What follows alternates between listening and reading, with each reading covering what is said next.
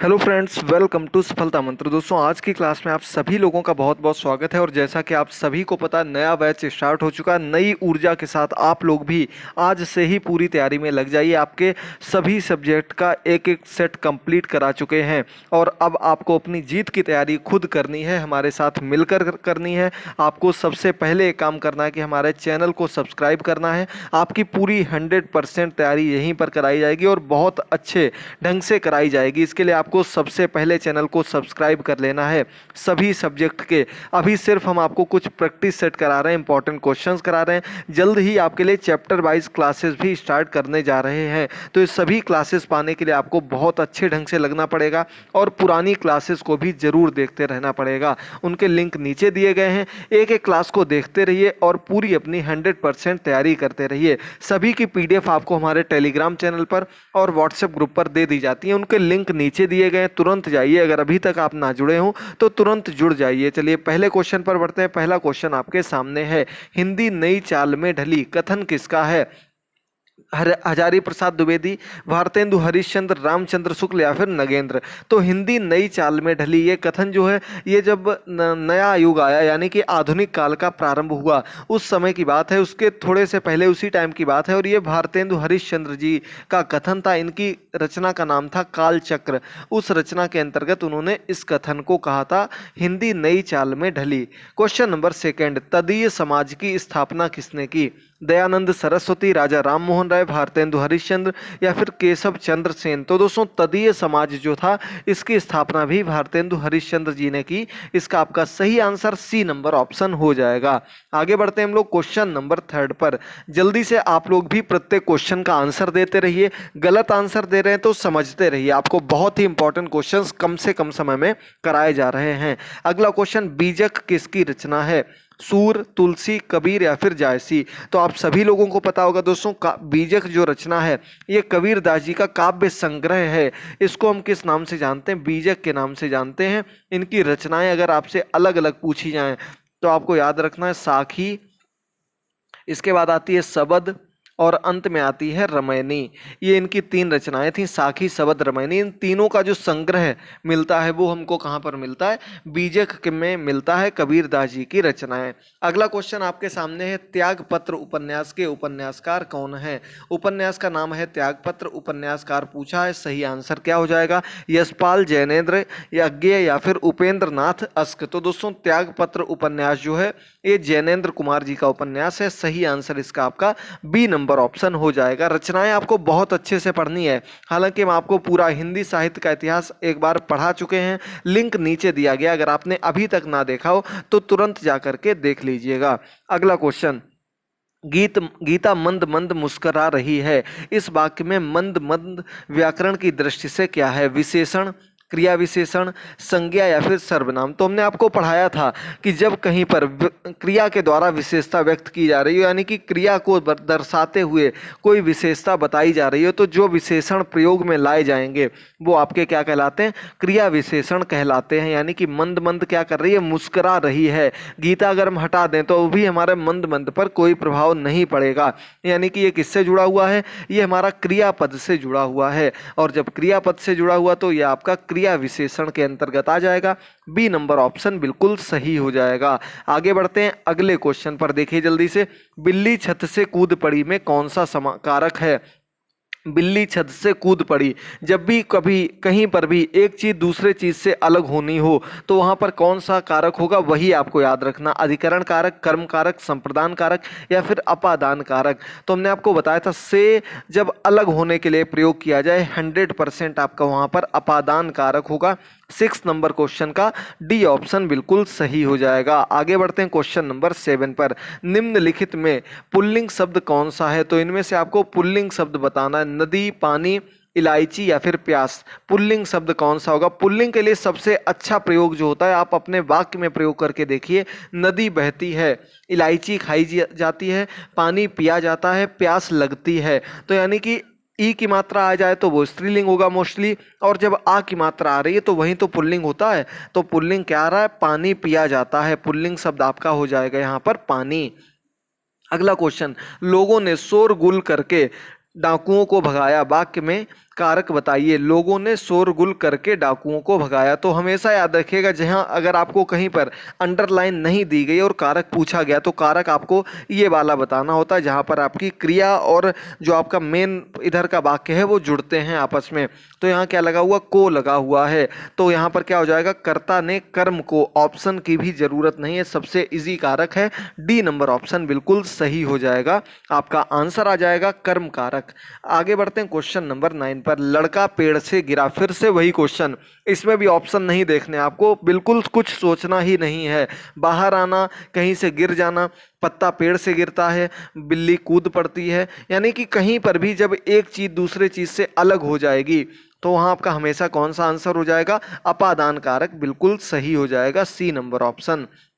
आगे बढ़ते हैं क्वेश्चन नंबर 10 पर। हिंदी के शब्दों का लिंग निर्धारण किसके आधार पर किया जाता है। यानी कि आप वाक्य लिखते हैं, हिंदी व्याकरण पढ़ते हैं, हिंदी के शब्द प्रयोग करते हैं, वाक्यों को बनाते हैं, तो वाक्य में आप कैसे ये निर्धारित करते हैं कि लिंग का निर्धारण किस आधार पर होगा, प्रत्यय के आधार पर, संज्ञा के आधार पर, क्रिया के आधार पर, या फिर सर्वनाम के आधार पर। तो देखिए ये बहुत ही कंफ्यूजिंग क्वेश्चन है और जो इसका सबसे सटीक आंसर होगा वो क्रिया के आधार पर किया जाता है। अब कुछ लोग सोचेंगे सर्वनाम या संज्ञा क्यों नहीं है, तो आप लोग एक बात देखिए, वह लिख दिया हमने, तो वह के आधार पर आप कैसे जान पाएंगे कि यहाँ पर संज्ञा, ये यहाँ पर आपका पुल्लिंग है या फिर स्त्रीलिंग है, क्योंकि वह खाता है, वह खाती है, दोनों में सेम आपका सर्वनाम है। आप निर्धारण किससे कर पाएंगे, क्रिया में ई की मात्रा लगी है या फिर आ की मात्रा लगी हुई है, वहीं से आप निर्धारित कर पाएंगे कि लिंग कौन सा होगा इनमें से, इसलिए क्रिया सबसे सटीक आंसर होगा। क्वेश्चन नंबर 11, कारक के कितने भेद होते हैं, 7, 8, 9, 10। हिंदी में हमेशा याद रखिएगा कारक के भेद जो होते हैं 8 होते हैं, बी नंबर ऑप्शन सही हो जाएगा। संस्कृत में संख्या घट करके 6 रह जाती है, हिंदी में 8 होती है। कल आपको सुबह संस्कृत की क्लास दी थी, बहुत ही अच्छी क्लास दी और आप लोगों ने बहुत अच्छा सपोर्ट भी किया। ऐसे ही सभी क्लासेस को सपोर्ट करते रहिए। डेली आपकी सुबह क्लास आती है और कल से प्रॉपर रूप से आपकी क्लास 10 बजे, करेक्ट 10 बजे मिल जाएगी। जो लोग कमेंट बॉक्स में टाइम पूछ रहे हैं उनको बता दें, 10 बजे आपको एक क्लास मिल जाएगी सुबह वाली, और एक क्लास आपके लिए शाम को स्टार्ट की है जो कि जीएस की है, डेली डोज है। इंपॉर्टेंट क्वेश्चन आपके डेली के कवर करते रहेंगे, उसी के अंतर्गत आपको वीकली करंट अफेयर भी पढ़ाई जाएगी। बस आप लोग देखते रहिए, कोई भी टॉपिक छोड़ा नहीं जाएगा। रीत्यानुसार का संधि विच्छेद क्या होगा, रीत्यानुसार, रीत प्लस अनुसार, रीत प्लस अनुसार, रीति प्लस अनुसार, या फिर रीत प्लस नुसार।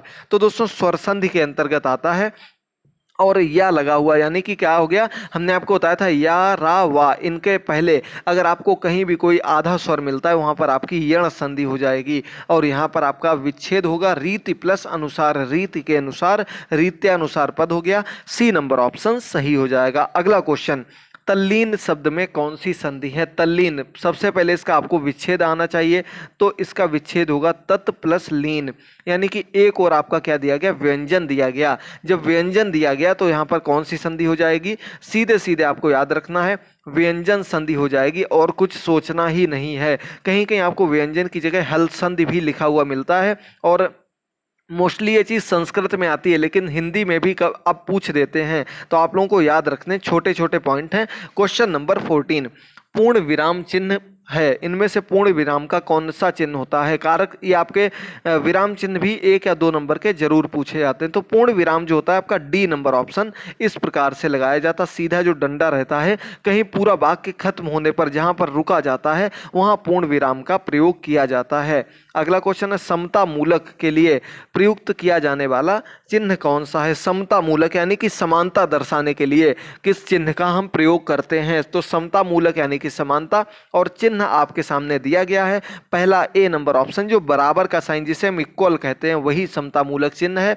मैथ का चिन्ह पूछ दिया, हिंदी में इसका कोई काम नहीं होता है ज़्यादा, लेकिन एग्जाम है कुछ भी पूछ सकता है, चिन्ह के अंतर्गत आता है, ए नंबर ऑप्शन सही हो जाएगा। अगला क्वेश्चन, जब वाक्य में कब क्या क्यों शब्दों का प्रयोग होता है तो वहाँ चिन्ह होता है। कब क्या और क्यों शब्दों का जब प्रयोग करेंगे, यानी कि ये कैसे प्रश्न होते हैं आपके, प्रश्नवाचक शब्द होते हैं। तो हम यहाँ पर कौन सा चिन्ह प्रयोग करते हैं, ये वाला चिन्ह प्रयोग करते हैं। और ये चिन्ह किस नाम से जाना जाता है, इसे हम प्रश्नवाचक चिन्ह कहते हैं। तो 16 नंबर क्वेश्चन का आपका सीधे सीधे बिल्कुल ए नंबर ऑप्शन बिल्कुल सही हो जाएगा। अगला क्वेश्चन बहुत ही ज्यादा कंफ्यूजिंग है। बहुब्रीहि समास का उदाहरण बताइए। आपने समास पढ़े होंगे, बहुत इजी उदाहरण पढ़े होंगे, और यकीन मानिए इतने इजी कभी नहीं पूछे जाते हैं, हमेशा घुमावदार क्वेश्चन ही पूछे जाते हैं। अब आपको इसमें बताना बहुब्रीहि समास का उदाहरण नहीं है। बहुब्रीहि समास हमने आपको क्या बताया था, बहुब्रीहि समास वो होता है जहां पर कोई तीसरा पद विशेष पद बनकर आ रहा हो सामने, दोनों पद प्रधान ना हो,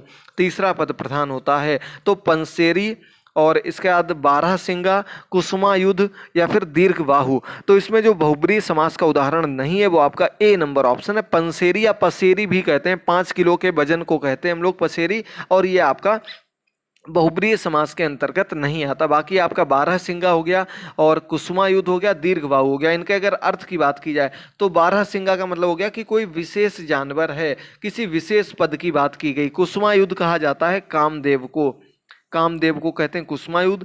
दीर्घबाहु वैसे रामचंद्र जी या विष्णु जी, इन दोनों में से किसी को भी हम कह सकते हैं, जिसकी बाहें जो हैं वो लंबी हों उसे दीर्घबाहु कहते हैं। और ये राम और विष्णु जी दोनों ही इसके अंतर्गत सही माने जाते हैं, याद रखिएगा। अगला क्वेश्चन, रघुपति में शब्द किस समास का उदाहरण है, रघुपति।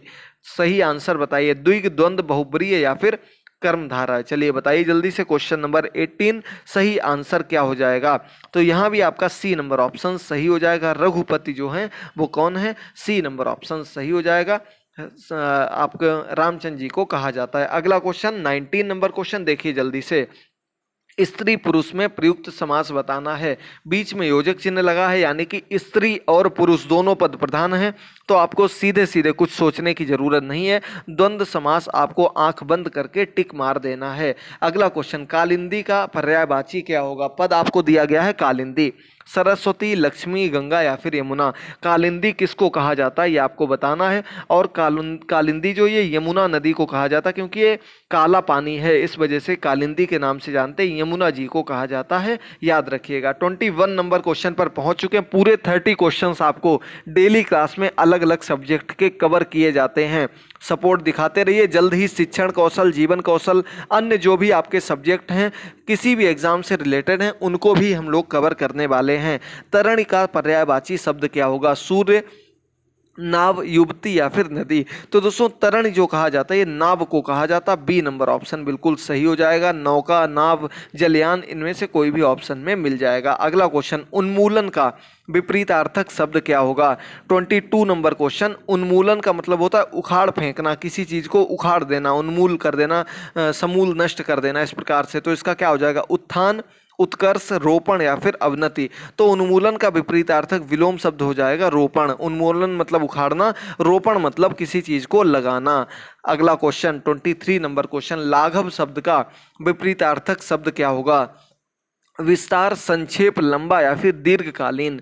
ये आपका 23 नंबर क्वेश्चन है। लाघव का मतलब होता है जो छोटा हो, लघु हो। लघु का क्या होता है, विस्तार होता है। लाघव का क्या हो जाएगा, विस्तार। ए नंबर ऑप्शन सही हो जाएगा, जो कि बड़ा हो, विस्तार जिसको कहा जाता है। अगला क्वेश्चन, कर्षण का विलोम चुनिए। कर्षण का आपको विलोम चुनना है। कर्षण का मतलब पहले पता होना चाहिए। कर्षण का मतलब होता है खिंचाव, खींचना किसी चीज को। तो खींचने से विलोम क्या होगा, विकर्षण, आकर्षण, प्रक्षेपण या फिर कृतार्थ। तो आकर्षण और कर्षण लगभग एक जैसे होते हैं। आकर्षण भी होता है किसी के प्रति झुकाव होना, किसी की ओर खींचना, और विकर्षण इसका विपरीतार्थक शब्द हो जाएगा। ए नंबर ऑप्शन बिल्कुल सही हो जाएगा। अगला क्वेश्चन, जो वाणी द्वारा व्यक्त ना किया जा सके वाक्यांश के लिए एक शब्द चुनना है। आत्म साक्षात्कार, सहानुभूति, अनिर्वचनीय या फिर रहस्य। तो जिसे हम अपनी वाणी से व्यक्त नहीं कर सकते हैं, जो व्यक्त करने योग्य नहीं है, उसे हम क्या कहते हैं, अनिर्वचनीय कहा जाता है। सही आंसर आपका हो जाएगा सी नंबर ऑप्शन, याद रखिएगा। क्वेश्चन नंबर 26, वाक्यांश के लिए एक शब्द 4 दे दिए गए हैं, 4 में से एक गलत है, 3 सही दिए गए हैं। क्षण में या शीघ्र टूटने वाला, क्या कहते हैं इसको, खंडहर कहते हैं क्या। जिसकी आशा ना की जा सके, अप्रत्याशित, जिसे जाना ना जा सके अज्ञेय, दोपहर के पहले का समय पूर्वाह्न। तो चलिए जल्दी से बताइए, अशुद्ध जो है वो आपका ए नंबर ऑप्शन है। क्षण में या शीघ्र टूटने वाले को हम क्या कहते हैं? क्षण भंगुर कहते हैं। खंडहर जो होता है वो आपका टूटा हुआ, जो पहले से ही टूटा हुआ हो, बहुत पुराना टूटा फूटा जो स्थान पड़ा उसे खंडहर कहा जाता है। और क्षण भंगुर कहा जाता है शीघ्र या क्षण में टूटने वाले को। बाकी तीनों बिल्कुल सही दिए गए हैं, याद रखिएगा। चैप्टर वाइज क्लासेस में आपके एक एक करके सभी चैप्टर्स कवर करा दिए जाएंगे। बहुत ही इंपॉर्टेंट चैप्टर्स हैं, बस क्लासेस को देखते रहिए, सब कुछ कवर कराएंगे। निस्पृह का अर्थ क्या होता है? जो स्पर्श रहित हो, जो इच्छा रहित हो, जो प्रेम रहित हो, या फिर जो प्रेरणावान हो। अब काफी लोगों ने स्पृह समझा होगा, स्पर्श को कहा जाता है, और स्पर्श को समझकर ऑप्शन लगा दिया होगा ए, जो कि बिल्कुल गलत है। स्पृह का मतलब होता है इच्छा, तो नहीं जब लगा दिया गया यानी कि जो इच्छा रहित हो, जिसकी कोई इच्छा ना हो। तो इसका सही आंसर आपका बी नंबर ऑप्शन रहेगा। याद रखिएगा, ऑप्शन ऐसे ही आपको मिलेंगे जो आपको कंफ्यूज कर दें। अगला क्वेश्चन आपके सामने 28 नंबर क्वेश्चन, बिल्कुल एंड की ओर हम लोग बढ़ रहे हैं। फिर से आपको बताना चाहेंगे दोस्तों, पुरानी क्लासेस के लिंक नीचे दिए गए, देखते रहिए, चैनल को सब्सक्राइब करिए और टेलीग्राम से जुड़ते रहिए। नीचे दिए गए विकल्पों में से तत्सम शब्द का चयन कीजिए। आम्र, दूध, शहीद या फिर खिड़की। तत्सम शब्द संस्कृत के ज्यों के त्यों हिंदी में आ गए हों, यानी कि हम क्या कहते हैं? आम्र कहते हैं। किसको कहते हैं? आम को कहते हैं। तो ये आपका तत्सम शब्द है। सही आंसर ए नंबर ऑप्शन हो जाएगा। अगला क्वेश्चन 29 नंबर क्वेश्चन, दिए गए विकल्पों में से तद्भव शब्द का चयन कीजिए। बैंक, अमीर, अग्नि या फिर मुंह। तद्भव शब्द चुनना है।